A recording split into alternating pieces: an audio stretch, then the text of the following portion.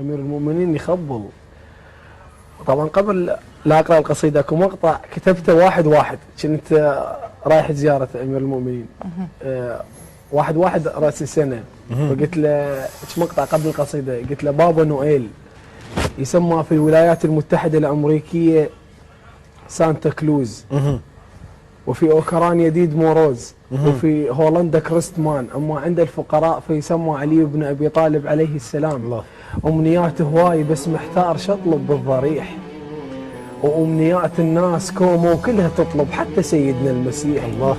البارحة يمك يسوع ويمك البار الأمين، البارحة قلبك بقع للنازحين، البارحة جنك حمامة، البارحة بابا نويل على اليتامى. والقصيدة يوم خيبر برز مرحب ظل يصيح، صير عادل يا علي بلسانه، انت كلك جاي بيدك ذي الفقار واحنا بس الجيش وحده ويانا. الله. عواطفي تجرني الى حيث لا اعلم، ولذلك فان الاعتناء بشسع نعلك خير من عباده 1000 عام. لو قشة قمح من ظهر نملة تطيح تسمع صوتك اسم الله، هنيال عليك الله.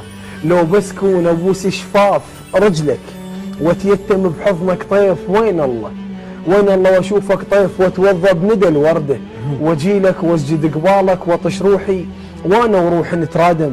ربك من امر ابليس قال له اسجد لين انت بصلب ادم، ولو غلطان يا ابو تراب، وادم من تراب يصير، اخاف وتجاوز تحدي، بس ادم ترى المفروض كون يصيح لك جدي.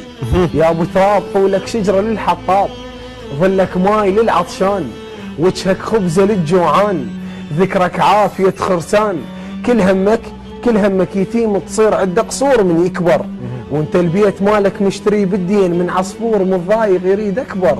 اريد وياك خادم كون وصغيرون عد قنبر، وخليني تحت رجليك فوق الغيم، واحبسني بلا يا فراج، وانزع نعلك المشقوق والبستاج، كن كالنخيل عن الاحقاد مرتفعا، بالطوب يرمى فيرمي اطيب الثمر. يا أترف بشر مخلوق ما حد يقدر يقدرك، علمت النخل مولاي ماخذ طوله من قصرك. يراموك بحجر بس انت تطع ثوق، وتتواضع وتنزل فوق لو موجود، والعباس كا سميتك شروقي يا بن ديوان. لو لحم البشر ينوكل كا وصيت دفنون ببطن جوعان، يلي بحلقه الخبز كحله، سفرتك بالعشا مولاي ما تترس بطن نمله، رغيف وماي وانت تقول عم ايش دعوه هذا هواي.